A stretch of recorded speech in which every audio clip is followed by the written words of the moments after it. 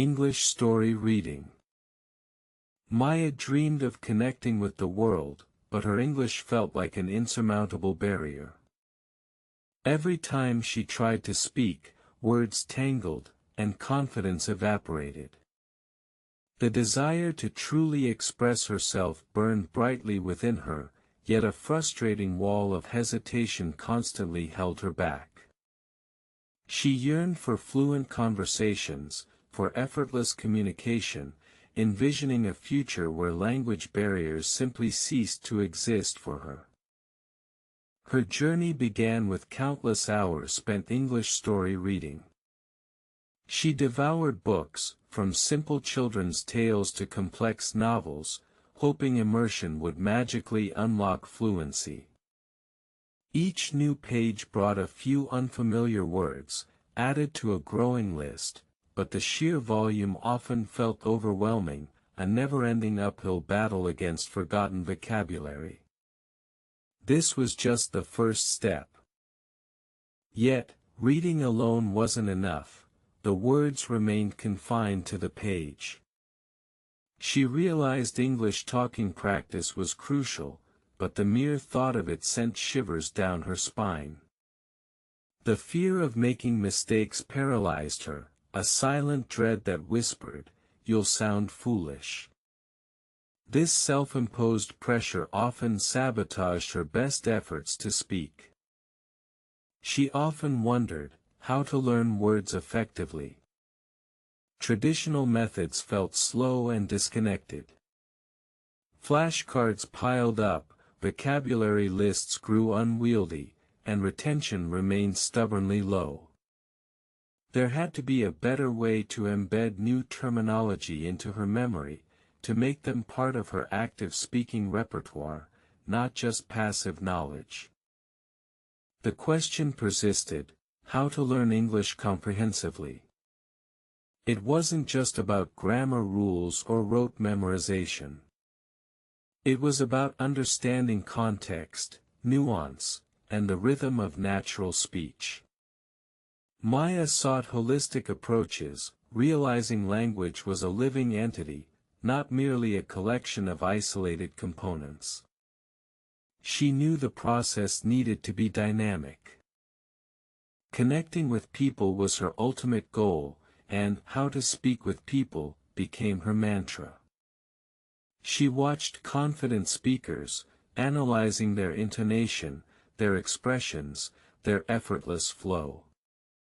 The gap between their fluency and her halting attempts seemed vast, daunting, almost unbridgeable, leaving her feeling inadequate and frustrated. She also recognized the vital role of how to improve your listening skills. Conversations often sped past her, leaving her grasping for meaning, missing crucial details. Understanding native speakers proved challenging, even when she knew the individual words. It was like trying to catch water with a sieve, constantly missing the full picture. How to talk to anyone in English seemed like a distant dream. She imagined spontaneous conversations, laughter, and genuine connection. Instead, awkward silences and mumbled apologies often filled her interactions. The anxiety of initiating or sustaining a dialogue was a heavy burden, hindering any real progress. She searched for the best way to learn English, devouring articles, watching YouTube videos, and listening to countless podcasts.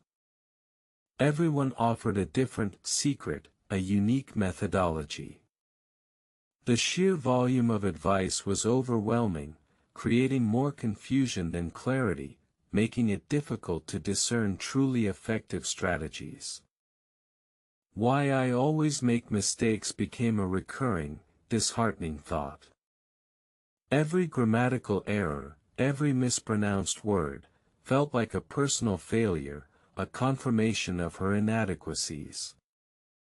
This self-criticism created a vicious cycle, stifling her willingness to even try, reinforcing her fear of speaking openly. Ultimately, her goal was how to talk in English without crippling self-consciousness. She longed for the freedom to express complex ideas, to share her personality, to truly participate in discussions.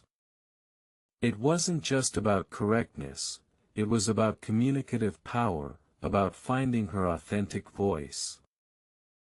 One day, after a particularly frustrating conversation attempt, Maya felt a shift. She was tired of her own excuses, tired of letting fear dictate her progress. A quiet determination began to simmer within her, a resolute commitment to break free from her linguistic shackles. This was a turning point. She decided to redefine English story reading. Instead of merely consuming content, she began actively analyzing sentence structures and idiomatic expressions. She would reread passages aloud, mimicking the rhythm and intonation, transforming a passive activity into an interactive learning experience. Her approach to English talking practice changed too. Instead of waiting for perfect moments, she started talking to herself in English, narrating her daily activities. This seemingly strange habit built muscle memory, reducing the mental friction of forming sentences, making spontaneous speech feel more natural. For how to learn words, she integrated new vocabulary into a journaling routine. Each day, she tried to use newly acquired words in sentences about her life, connecting them to personal experiences. This contextual learning made retention significantly more effective than mere memorization. She tackled how to learn English by embracing consistent, small efforts. Rather than sporadic bursts of intense study, she committed to daily, manageable chunks of learning. This consistency, even for just 20 minutes a day, proved far more impactful than occasional marathon sessions. To learn how to speak with people, Maya found a language exchange partner online. Their initial conversations were halting, filled with pauses and corrections. Yet, the non-judgmental environment fostered courage, allowing her to experiment with new phrases and express herself more freely. Improving her listening skills became a game. She started with podcasts designed for learners, gradually progressing to native speaker content like news and documentaries. She consciously focused on understanding the general gist first, then re-listening for specific details and tricky pronunciations. How to talk to anyone in English still felt daunting, but she adopted a new mindset: progress over perfection. She started initiating short interactions, asking simple questions at coffee shops or engaging tourists. Each small victory chipped away at her ingrained fear, building newfound confidence. She realized the best way to learn English was multifaceted and highly personal. There was no single magic bullet. It involved a blend of consistent effort, diverse resources, and a willingness to step outside her comfort zone repeatedly. Adaptability was key to her success. Addressing "why I always make mistakes," Maya reframed her perspective. Mistakes were no longer failures but valuable feedback. Each error highlighted an area for improvement, a specific grammatical rule to review, or a pronunciation to refine. They became stepping stones, not stumbling blocks. Her journey to how to talk in English began transforming from a struggle into an adventure. She started noticing subtle improvements, small victories that fueled her motivation. The once impossible goal now seemed within reach, driven by her persistent and intelligent effort. Maya continued her dedication to English story reading, but with a refined purpose. She chose stories that genuinely interested her, making the process pleasurable rather than a chore. This intrinsic motivation deepened her engagement, leading to more effective vocabulary acquisition and comprehension. Her English talking practice evolved. She joined online discussion groups related to her hobbies, forcing herself to articulate opinions and respond to others in real time. This practical application of language skills in a relevant context boosted her fluency and confidence tremendously. For How to Learn Words, she discovered the power of spaced repetition software. This digital tool efficiently reviewed vocabulary at optimal intervals, preventing her from forgetting words she had just learned. It was a game changer for long-term retention and recall. Maya understood how to learn English wasn't about speed, but consistency. She integrated English into her daily routine, listening to English music during commutes, watching English news while cooking, and even thinking in English during mundane tasks. Language became omnipresent. Her efforts to speak with people expanded. She actively sought out opportunities to use English in her local community, offering help to tourists or engaging in conversations at international events. Each interaction, no matter how brief, built her comfort level. To further improve her listening skills, she started watching movies and TV shows without subtitles, or with English subtitles only. This forced her brain to actively process spoken English, enhancing her ability to discern different accents and natural speech patterns. How to talk to anyone in English became less about perfection and more about connection. She realized that people valued authenticity and effort more than flawless grammar. Her newfound courage allowed her to embrace imperfections and focus on conveying her message clearly. Maya shared her insights on the best way to learn English with others.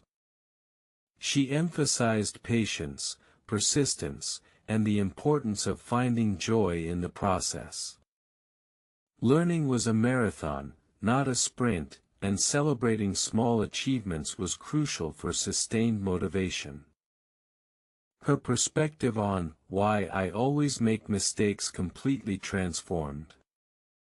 She started a mistake journal, noting down errors and then researching the correct forms. This systematic approach turned every slip-up into a concrete learning opportunity, accelerating her progress. Ultimately, how to talk in English was no longer a daunting question. It was a joyful reality. She found herself engaging in fluid conversations, expressing her thoughts and feelings with ease, and truly connecting with individuals from diverse backgrounds. The discipline of English story reading had laid a robust foundation for her vocabulary and sentence structure. It provided the raw material, the mental database of words and phrases, which she could then draw upon during spontaneous conversation. Consistent English talking practice, initially hesitant and forced, had become natural and exhilarating. The more she spoke, the less anxious she became, transforming the act of communication from a terrifying hurdle into a liberating experience. Her strategic approach to how to learn words meant that new vocabulary didn't just sit passively in her memory, it actively surfaced when needed. She could articulate complex ideas, knowing the right terms would instinctively come to mind. Understanding how to learn English as a continuous, iterative process, not a destination, allowed her to embrace lifelong learning. She remained curious, always seeking new challenges and opportunities to expand her linguistic horizons. Her mastery of how to speak with people was now evident in her confident posture and engaging gaze. She listened attentively, responded thoughtfully, and maintained a natural flow in conversations, making others feel comfortable and understood. The relentless effort to improve your listening skills paid off handsomely. She could now easily follow rapid-fire dialogues, understand nuanced accents, and pick up on subtle cues, making her a truly engaged and responsive conversationalist. How to talk to anyone in English was no longer a question of courage but of curiosity. She approached every interaction as an opportunity to learn, to share, and to build bridges, finding immense joy in cross-cultural communication. She often reflected that the best way to learn English was deeply personal but consistently involved active engagement. It wasn't about passive consumption, it was about doing, practicing, making mistakes, and learning from every single interaction. The realization of why I always make mistakes shifted from self-blame to strategic analysis. She understood that errors were natural, even essential, steps in the acquisition process. They were data points, guiding her path to greater accuracy. Her journey demonstrated that how to talk in English was a skill built brick by brick, not achieved in a single leap. It required dedication, vulnerability, and an unwavering belief in her own capacity for growth and mastery. Maya started helping other learners, sharing her experiences with English story reading. She advised them to choose texts they loved, regardless of difficulty, and to focus on understanding the overall narrative before dissecting individual words. She encouraged aspiring speakers to prioritize English talking practice, even if it meant initially talking to themselves or recording their own voices. Embrace imperfection, she'd say, because every word spoken is progress. When asked how to learn words, Maya advocated for contextual learning and active recall. She stressed that a word learned in isolation quickly fades, but a word used in a meaningful sentence sticks firmly in memory. Her advice for how to learn English was always holistic: combine all skills. Reading informs writing, listening supports speaking, and all reinforce vocabulary. It's an interconnected ecosystem, not a series of isolated subjects. She taught others how to speak with people by emphasizing empathy and active listening. Focus on understanding the other person, she'd explain, and your own words will naturally follow with greater ease and clarity. To improve your listening skills, Maya suggested immersive environments like English-speaking movies, music, and authentic conversations. She emphasized not getting discouraged by initial difficulties, as consistent exposure builds familiarity. Her secret to how to talk to anyone in English was simple: initiate, even if imperfectly.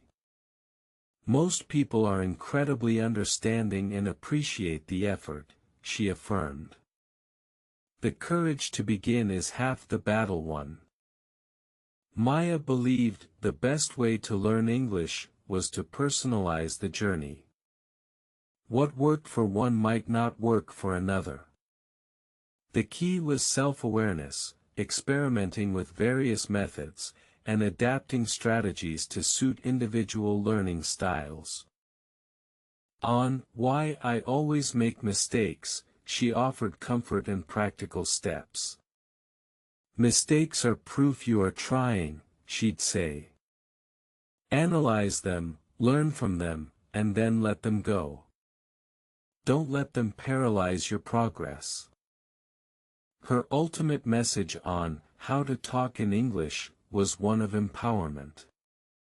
The voice she once thought was silenced by fear now rang clear and strong, a testament to her dedication and the power of consistent, smart effort.